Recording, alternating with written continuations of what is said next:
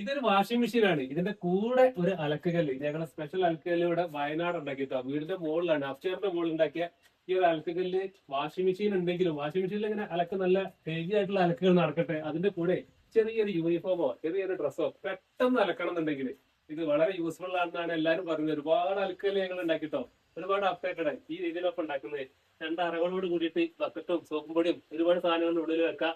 അത് മാത്രമല്ല അതിന്റെ ഒരു പ്രത്യേകത, ഇത് വാഷ് ബേസ് കപ്ലിംഗ് വെച്ച് എന്തെങ്കിലും ഒരു കംപ്ലൈന്റ് വന്നാൽ തന്നെ ഈ കപ്ലിംഗ് ഒക്കെ മാറ്റണം എന്നുണ്ടെങ്കിൽ ഒന്ന് മാറ്റാൻ ജസ്റ്റ് മാറ്റാൻ പറ്റുക.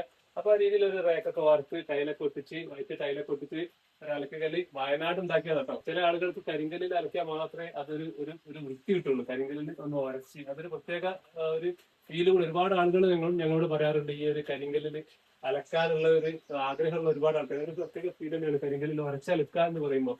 അപ്പൊ അവർക്ക് വീടിന്റെ മുകളിൽ മഴ നനയാതെ നല്ല വൃത്തിയിൽ അലക്കാൻ പറ്റുന്ന ഒരു എന്നും വൃത്തിയിൽ നിൽക്കുന്ന ഒരു അലക്കുകല്ല്. ഈ ഒരു അലക്കുകല്ല് ഞങ്ങൾ ഇപ്പോ ഉണ്ടാക്കി കൊടുക്കുന്നുണ്ട്. ഇതിന്റെ റെഡിമെയ്ഡ് മോഡൽ ഞങ്ങൾ ഉണ്ടാക്കുന്നുണ്ട് കേട്ടോ. നിങ്ങൾ സൈറ്റിൽ തിരിച്ചു വരുന്ന രീതിയിൽ ഉണ്ടാക്കുന്നുണ്ട്. അപ്പൊ ആ രീതിയിൽ ഒരു അലക്കുകല്ല് വയനാട് ഉണ്ടാക്കി ജസ്റ്റ് ഒന്ന് കാണിച്ചതാണ്. ഈ വാഷിംഗ് മെഷീൻ തൊട്ടടുത്തന്നെ ഇവിടെ തന്നെ ഞങ്ങൾ വെച്ചിട്ടുണ്ട്. ഇവിടെ ടൈലൊക്കെ ഒട്ടിച്ച് വൃത്തിയാക്കിയിട്ടുണ്ട്.